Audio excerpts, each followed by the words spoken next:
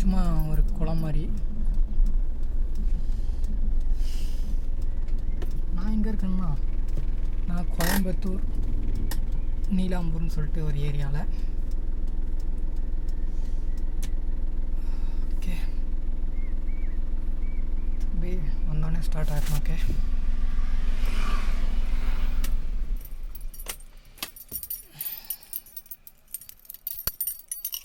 Okay. அடிக்கடி வருவேன், ரொம்ப மாதமாக வரல.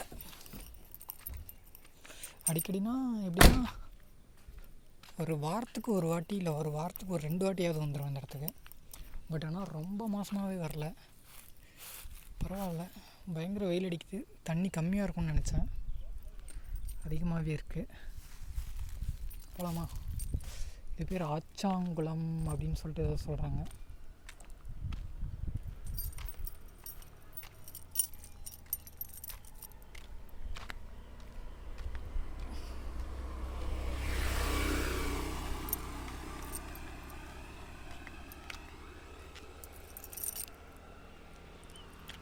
ஆக்சுவலி இந்த ரோடே ரொம்ப நல்லாயிருக்கும்.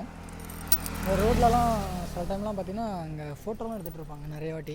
இன்னும் ஈவினிங் வந்தால் இந்த இடத்துல பைக்கெல்லாம் வச்சு ஃபோட்டோலாம் எடுத்துகிட்டு இருப்பாங்க. செம்மையாக இருக்கும் இந்த ரோடு. எனக்கு ரொம்ப பிடிக்கும். ரொம்ப ஒரு 4-5 வருஷமாக இங்கே தான் இருக்கேன்னா, அப்போலேருந்தே இங்கே வருவேன். ஆனால் இப்போ தான் ஒரு ரீசெண்டாக ஒரு 4 மாதமாக கண்டினியூஸாக வரவே இல்லை. சும்மா இன்றைக்கி ஞாயிற்றுக்கிழமை தான். இன்றைக்கி வந்து தேதி என்னென்னா, இன்றைக்கி 2ஆம் தேதி 2ஆம் மாதம் 2025.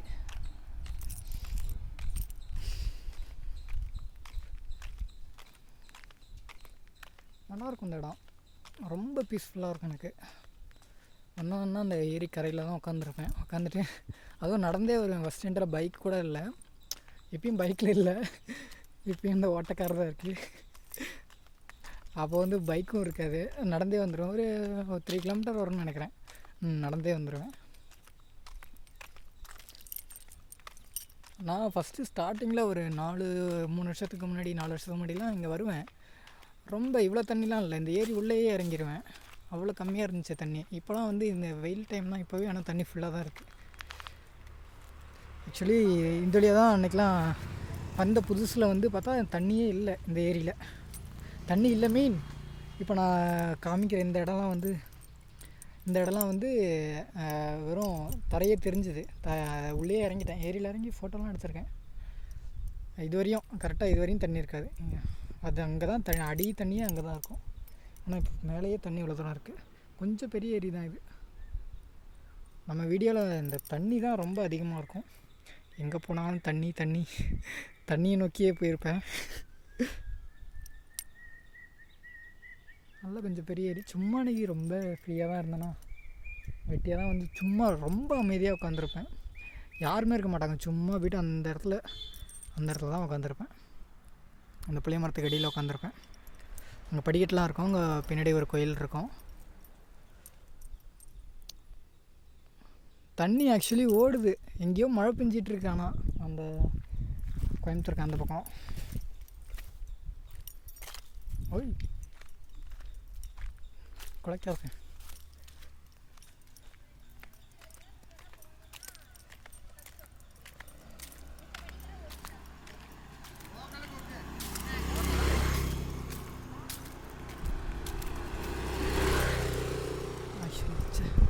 இன்னும் ரொம்ப அழகாக இருக்கும் அந்த இடம், ரோடு. நான் போகும்போது காமிக்கிறேன்.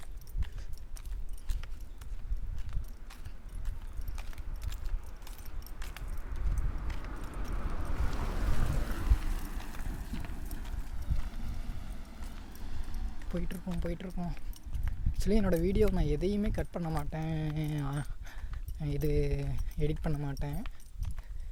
அப்படியே எடுத்து எப்போ எடுக்க ஆரம்பிக்கிறேனோ அடுத்து எப்போ கட் பண்ணுறனோ அது வரைக்குமே வீடியோ இருக்கும். ஸோ அதனாலே கொஞ்சம் லென்த்தாகவே இருக்கும். இங்கே அடிக்கடி வந்திருக்கோம். இங்கே வந்து மீன்லாம் கூட பிடிச்சிருக்கோம். சில வாட்டி மீன் பிடிச்சி சாப்பிட்ருக்கோம். வீட்டுக்கு எடுத்து போயிட்டு இந்த இடத்த எனக்கு கொஞ்சம் நல்லாவே பெருசு பண்ணியிருக்காங்க. நான் க்ளோஸ் பண்ணியிருப்பாங்கன்னு நினச்சேன். ஏன்னா இப்போ ரீசெண்ட் டைமில் ஒரு லாஸ்ட் 2 இயர்ஸ்லாம் நிறைய பேர் வர ஆரம்பிச்சிட்டாங்க. அதனால் க்ளோஸ் பண்ணியிருப்பாங்கன்னு நினச்சேன். பரவாயில்ல, பெருசாக்கி வச்சுருக்காங்க. ரொம்ப அதிகமாக வரல இன்னும்.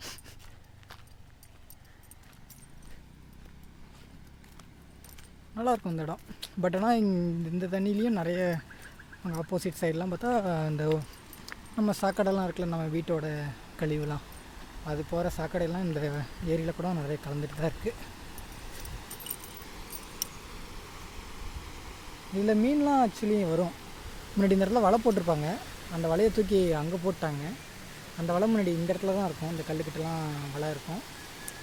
என்ன ஆகும்னா இந்த இடத்துல கரெக்டாக 1-2 மீன் வந்து தப்பிச்சு இந்த இடத்துலலாம் வடியந்து விழுந்து கிடக்கும். இதுலேயே ஒரு 5-6 மீன்லாம் எடுத்துகிட்டு போயிட்டு சமைச்சிருக்கோம். அந்தளவுக்கு இதில் மீன் வரும். ஆனால் இப்போ வலையை உஷாராக அங்கே போட்டாங்க. அதுலேருந்து மீன் தப்பிச்சாலும் திரும்ப வந்து அந்த தண்ணிக்குள்ளேயே, அந்த ஏரிக்குள்ளேயே தான் இருக்கும். நம்ம கையில் இனிமேல் கிடைக்காது. நிறைய மீன் செலவாட்டி தான் நானே எடுத்து உள்ளெலாம் தூக்கி போட்டிருக்கேன். இந்த பசங்க கூட வந்தால் மட்டும்தான் நான் சமைக்கிற ஐடியாலாம் வரும். தனியாக வந்தால் அது வந்து ஒரு உயிராக வந்து கன்வெர்ட் ஆகிடுது என் மைண்டில். ஐயோ இது ஒரு உயிராச்சு அப்படின்னு சொல்லிட்டு என் மைண்டு தானாக அது இதையும் யோசிக்க ஆரம்பிச்சிடும் தனியாக இருந்தால்.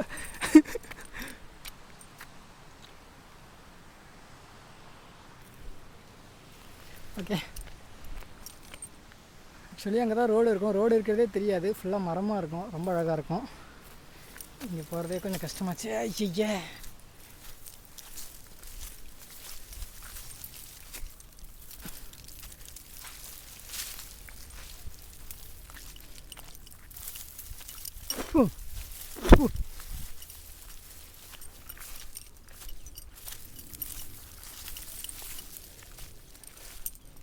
ஐயோ அவசரப்பட்டு வந்துட்டணும். கடைசியாக நிறைய பேர் வருவாங்கன்னு பார்த்தா யாருமே வரதில்லை போல. ஐயா இது வரையும் தான் முன்னாடி வருவேன். ஆனால் இப்போ செடியெல்லாம் கொஞ்சம் அதிகமாக வளர்ந்துருச்சு. ஒரு கருவேல மரம், இதை வெட்டணும்.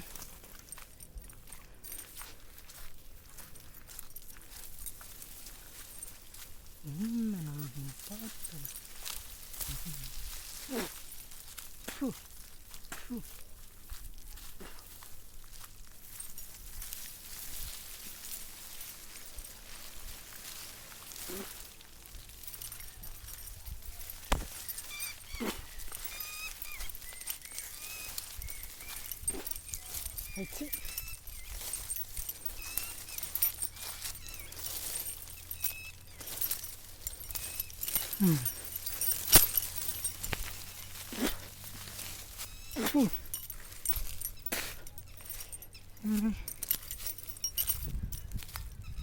இதுதான் கோயில். இங்கே நானும் இந்த கோயில் கொஞ்சம் ஃபேமஸான கோயில் போல். நிறைய பேர் வருவாங்க அடிக்கடி வெளியூர்லேருந்துலாம்.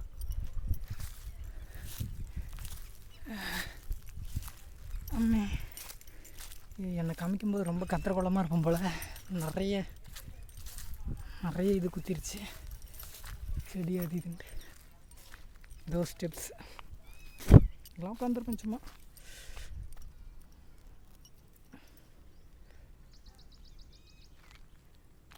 கோயிலே கோயிலே கோயிலே.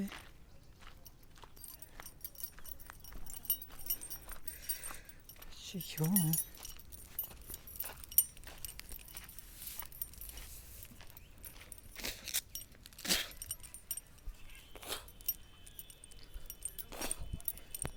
கோபாலகிருஷ்ணன் என்ன உபயம். பிள்ளையார் பக்கத்தில் அந்த நாகம் ஃபோட்டோ போட்டலாம் இது இருக்குது.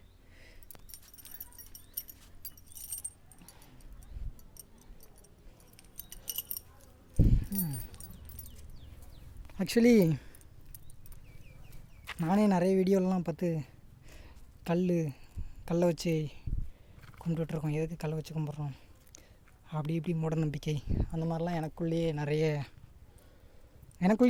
இருக்குது.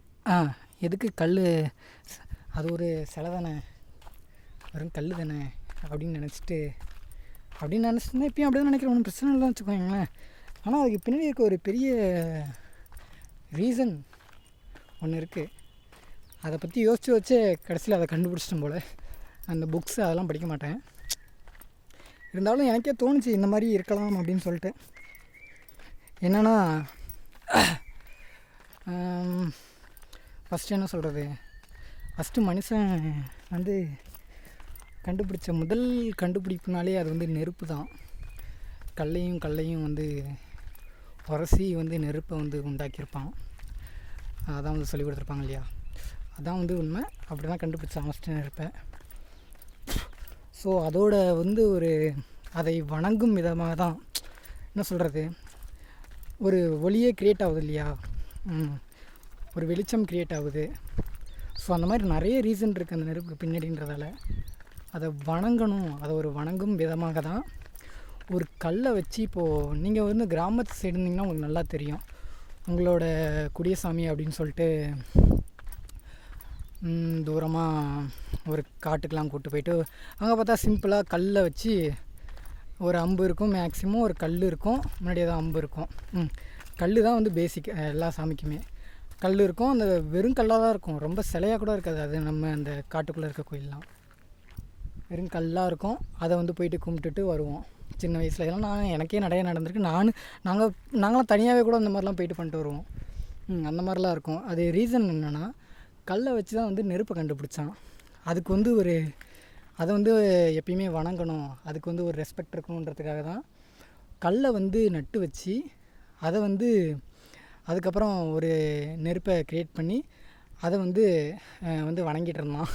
நம்ம ஆளுங்க அப்படியே அதை ஃபாலோ பண்ணி இன்றைக்கி வரையும் அதுக்கு ஒரு உருவம் கொடுத்து, ஆக்சுவலி அது ரொம்ப ஒரு சென்டிமெண்ட்னு வச்சுக்கோங்க. ஒரு ஒளியே க்ரியேட் ஆகுதுன்றப்போ அதை வந்து நம்ம ஒரு உயிராகவோ இல்லை அந்தளவுக்கு வந்து திங்க் பண்ணியிருக்கிறதுனால தான் அதை வந்து நம்ம வந்து கல்லை வச்சு ஒரு நெருப்பை ஏற்றி கையெடுத்து கும்பிட்டு வணங்கிட்டுருக்கோம். அதை ரொம்ப ஒரு ரெஸ்பெக்ட் பண்ணுறோம், அவ்வளோதான். ஏன்னா அப்போ வந்து மனுஷன் எதுவுமே கண்டுபிடிக்காமல் வெறும் காட்டுவாசியாக சுற்றிட்டு இருந்தப்போ திடீர்னு வேணால் ஒரு மின்னல் மூலயமா ஒரு நெருப்பு வந்து ஃபார்ம் ஆகிருக்கலாம். பட் ஆனால் இவனாக வந்து கண்டுபிடிக்கிறப்போ அது வந்து இவனுக்கு ஒரு பெரிய பொக்கிஷம் மாதிரி இருந்திருக்கும். அதனால் அந்த கல்லை வச்சு வணங்கிட்டு இருப்பான். நாளைக்கு போயிட்டு நீங்கள் கோயிலுக்கு அடிக்கடி போகிற ஒரு ஆளாக இருந்தீங்கன்னா உங்கள் தெரிஞ்சவங்கள்ட்டலாம் இதை சொல்லுங்கள். இந்த மாதிரி இதுக்கெலாம் ரீசன் இருக்குது. நம்ம ஏன் கல் முன்னாடி ஒரு சூடத்தை ஏற்றி கும்பிடுறோம் அப்படின்றதுக்கெலாம் ஒரு ரீசன் இருக்குது அப்படின்றத கொஞ்சம் டீட்டெயிலாக சொல்லுங்கள். நம்ம வந்து வெறும் சிலையை கும்பிடுறோம், ஒரு மூட நம்பிக்கை, முட்டாள்தனம் அப்படின்லாம் இருக்குது. அது வந்து நம்ம அதுக்குன்னு வந்து இதையே வந்து இது பண்ணிகிட்டு இருக்க முடியாது, கும்பிட்டுட்டு இருக்க முடியாது. அப்படின்னா இப்போது பார்த்தா நிறைய பேர் வந்து சும்மா கோயிலுக்கு போகிறது இந்த மாதிரியே தான் இருக்குது. பட் ஆனால் ஒரு ரீசன் எதுவுமே இல்லாமல் சும்மா வந்து ஒரு மூட நம்பிக்கையை சுமந்துக்கிட்டு அப்படியே இருப்பாங்களா? அப்படிலாம் இல்லை, எல்லாத்துக்குமே ஒரு ரீசன் இருக்கும். அந்த மாதிரி தான் இதுக்கும் ஒரு ரீசன் இருக்குது. நானும் ரொம்பலாம் வந்து கோயிலுக்கு போக மாட்டேன், அப்படிலாம் நானும் போவேன். பட் அந்த என்ன கட்டியிருப்பாங்க, நல்லா கட்டியிருப்பாங்க, அதெல்லாம் பார்த்துட்டு ஓகே கோயிலுக்குள்ளே போவேன், சாமி கும்பிடுவேன், நானும் எல்லாமே பண்ணுவேன். பட் இருந்தாலும் இது வந்து ரொம்பலாம் மூட நம்பிக்கை அப்படின்ற மாதிரிலாம் பேசுவாங்க இல்லையா, அந்த அளவுக்குலாம் ஒன்றுமே இல்லை. நம்ம வந்து ஒரு ரீசனாக தான் அதை ஃபாலோ பண்ணிகிட்ருக்கோம். நாளைக்கு போய்ட்டு உங்கள் பையன் வந்து நீங்கள் சின்ன வயசுலேருந்தே கோயில் கூப்பிட்டு போகிறீங்க, திடீர்னு அவன் படிச்சுட்டு என்னம்மா நீ வந்து கல்லை வச்சு கும்பிட்டுட்டு நீ வந்து சாமி கீமின்னு இருக்க அப்படி இப்படின்னு சொல்லும்போது அட்லீஸ்ட் ஒரு ரீசன் நீங்கள் வந்து சொல்லணும். அவன் கேட்குறதுக்கு முன்னாடியாவது நீங்கள் அதை சொல்லி கொடுத்துருக்கணும் இல்லையா, இந்த மாதிரிலாம் இருக்குடா, இதனால தான் நம்ம இதை பண்ணுறோம். நம்ம வந்து சும்மா வந்து கல்லை வச்சு அதுக்கு முன்னாடி வந்து சூடத்தை ஏற்றி நெருப்பாமீர் வரையும் இப்படி கும்பிட்டு அந்த மாதிரிலாம் நம்ம எதுவும் பண்ணல, அதுக்கெலாம் ஒரு ரீசன் இருக்குது. அந்த மாதிரிலாம் சொன்னால் அவன் புரிஞ்சுக்குவானே தவிர மற்றபடி நிறைய மாறிடுச்சு உலகத்தில். பட் இதை வந்து நம்ம ஃபாலோ பண்ணுறதால ஒன்றும் பெரிய டைம்லாம் வேஸ்ட் பண்ண போகிறதில்ல. இது நான் எனக்கு தோணுச்சு, சும்மா தான் ஒரு நாள் பார்த்துட்டு இருந்தேன், என்ன கல், ஒரு சூடம், ஒரு நெருப்பு, ஓகே என்னன்னா பெரிய விஷயம் அப்படின்னு யோசிச்சு பார்த்தா ஓகே கல்லை வச்சு தான் நெருப்பையே க்ரியேட் பண்ணியிருக்கான். அதுக்கப்புறம் அந்த நெருப்பை கும்பிட்டுட்டு இருக்கான். அதை வணங்குறது தான் பேசிக், அவ்வளோதான். மற்றபடி ஒரு பெரிய ரீசன்லாம் அதுக்கு பின்னாடி இல்லை. சொல்லப்போனால் இது வந்து ஏன்னா ஒரு நெருப்பை கண்டுபிடிச்சதுக்கு அப்புறம் அவன் வந்து அடுத்த கண்டுபிடிப்பு ஒன்று கண்டுபிடிக்கிறதுக்கு எத்தனை 1000 ஆண்டுகள் ஆயிருக்குன்னு கூட வந்து நமக்கு தெரியாது. அதுக்கப்புறம் அவன் இரும்பை எப்போ கண்டுபிடிச்சான், அதுக்கப்புறம் மற்ற விஷயங்கள்லாம் எப்போ கண்டுபிடிச்சான், அதுக்கு எத்தனை 1000 ஆண்டுகள் எடுத்துக்கிச்சு அப்படின்ற எந்த விஷயமுமே நமக்கு தெரியாதப்போ அந்த நெருப்புன்ற ஒரு விஷயம் அவனுக்கு வந்து ரொம்ப பெருசாகவே இருந்திருக்கும். ஸோ அதை ஃபாலோ பண்ணி தான் நம்ம இவ்வளோ தூரம் வந்து ஒரு கல்லை வச்சு அந்த கல்லை வந்து நம்ம அப்படியே போக போக வந்து சிலையாகவே க்ரியேட் பண்ணி அதை வந்து வணங்க ஆரம்பிச்சிட்டோம் சூடமேற்றி. அவ்வளோதாங்க அந்த நெருப்புக்கு பின்னாடி இருக்க பெரிய ஸ்டோரி. நெருப்புக்கும் கல்லுக்கும் இருக்க ஸ்டோரி, நம்ம சாமியாக கும்பிடுறது. ஆக்சுவலி இது சும்மா எனக்கு நான் இருக்க இடத்துக்கு பக்கத்துலலாம் கோயில் இருக்கும். அந்த இடத்துலலாம் கோயில்னால் என்ன சொல்கிறது, கொஞ்சம் பெரிய கோயில் அந்த மாதிரிலாம் இல்லாமல் அந்த மாதிரியும் இருக்குது. அதுக்கு பக்கத்துலேயே சின்ன சின்ன கோயிலும் இருக்கும். அதெல்லாம் பார்த்திங்கன்னா இந்த சிலை செதுக்கி இருப்பாங்களே, செதுக்கின சிலையில் வந்து சாமியை வச்சு கும்பிடுற மாதிரி தான் வெளியே. ஆனால் அந்த சாமிக்கு அவ்வளோ கூட்டம் வரும், அந்த மாதிரிலாம் இருக்கும். என்னடா இதுக்கு என்னடா அவ்வளோன்னு பார்த்தா அப்படி தான் பார்த்து தான் கொஞ்சம் கொஞ்சமாக யோசிச்சுட்டு இருந்தேன். என்னடா இவங்க எப்போ பார்த்தாலும் இந்த கோயிலில் கூட்டம் கூட்டிகிட்ருக்காங்க அப்படின்னு சொல்லி தான் நான் எப்பயுமே எனக்கு மைண்டுக்குள்ளே ஒரு ரியாலிட்டி, ரியல் லைஃப் அப்படின்னு 2 இருக்குது. இப்போ நான் பேசிகிட்டு இருக்கிறது வந்து ரியாலிட்டி, ஆனால் ரியல் லைஃப்னு ஒன்று இருக்குது. அப்போ வந்து நான் ரொம்ப அமைதியாக இருப்பேன், எதுவுமே பேச மாட்டேன், அமைதியாக இருப்பேன், இல்லை என்னோடய வேலையை பார்த்துட்ருப்பேன். அந்த மாதிரி தான் ஏதோ ஒன்று இருக்கும். இது வந்து ரியாலிட்டி, வேறு வழி இல்லை அப்படின்ற மாதிரி இப்போ இந்த ஃபோனை பார்த்து பேசிக்கிட்டு இருக்கேன். அவ்வளோதான். ஓகே, அதுக்கு வந்து ஒரு பெரிய டெஃபினேஷன் ஆனால் அப்புறம் தரேன். ரியாலிட்டிக்கும் ரியல் லைஃப்க்கும் உனக்குள்ளே அப்படி என்னடா பிரித்து வச்சுருக்க அப்படின்னு உங்களுக்கு ரொம்ப ஆர்வமாக இருந்ததுன்னா.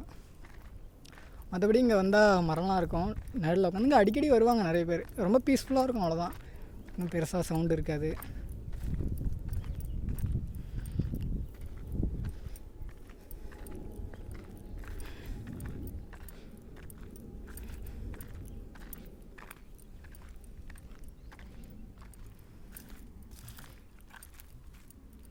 யாராவது உங்கள் பையன் இல்லை உங்களுக்கு தெரிஞ்சவங்க யார் இப்படி சொன்னாலுமே, ஏன்னா நானுமே நிறைய வாட்டி சொல்லிட்டுலாம் தெரிஞ்சிருக்கேன். அந்த மூடநம்பிக்கை, இது கல் மூடநம்பிக்கை அப்படின்னு சொல்லிட்டுலாம் நானே சொல்லிவிட்டு சும்மா இப்போ ரீசெண்டாக கோயிலுக்கு போனப்போ ஒரு 3 வாரம் இருக்கும், 4 வாரம் இருக்கும். ஒரு கோயிலுக்கு போனப்போலாம் சொல்லிகிட்டு இருந்தேன், எதுக்குடா தேவையில்லாமல் மூடநம்பிக்கை.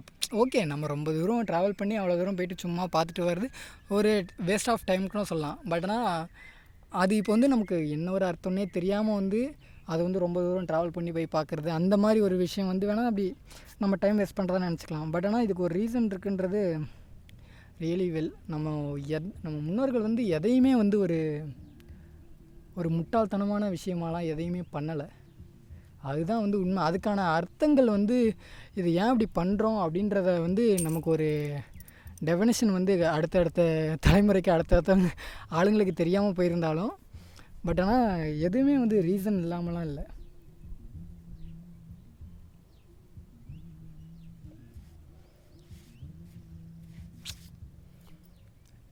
நானே எனக்கே நான் புக்ஸு இந்த மாதிரிலாம் எதுவும் படிக்க மாட்டேன்.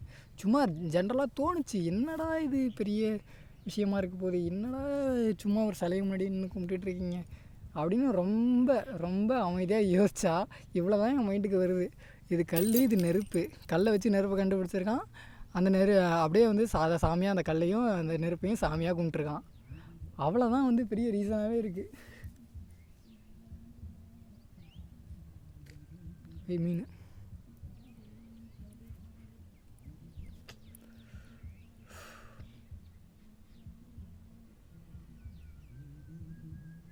வீடியோ 19 நிமிஷம் ஆயிடுச்சு.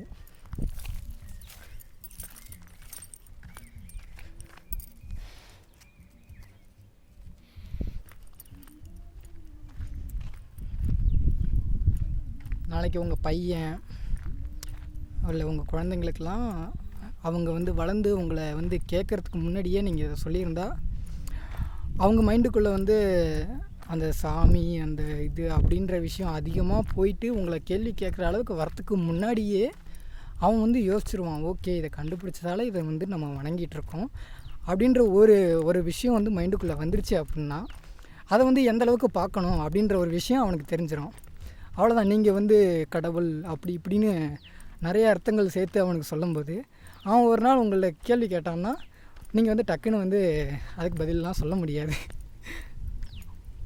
இப்படி ஒரு ரீசன் உங்களுக்கு இப்படி சொன்னீங்க அப்படின்னா அதை வந்து எந்த அளவுக்கு பார்க்கணும், அதுக்கு என்ன பண்ணணும், ஓகே இது எல்லாமே இப்படி தான் பண்ணிகிட்ருக்கோம் அப்படின்னா அதுக்கேற்ற மாதிரி அவன் பண்ணிக்குவான். அதை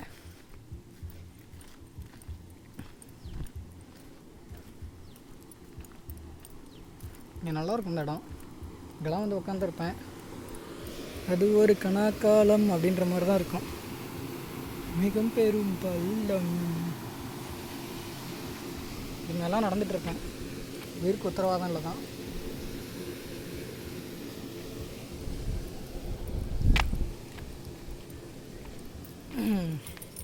இங்கே தாங்க ஈவினிங் ஆனால் வந்து உட்காந்து இப்போலாம் வெயில் அடிக்குது, இந்த டைம் வரமாட்டேன்.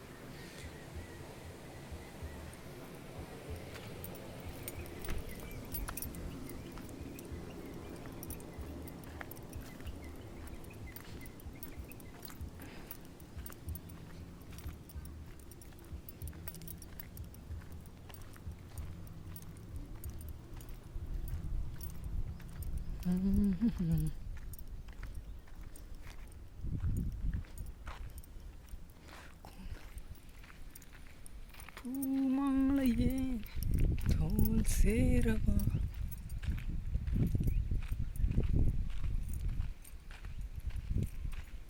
இது ரொம்ப பெரிய ஏரி, ரொம்ப பெருசு, ரொம்ப ரொம்ப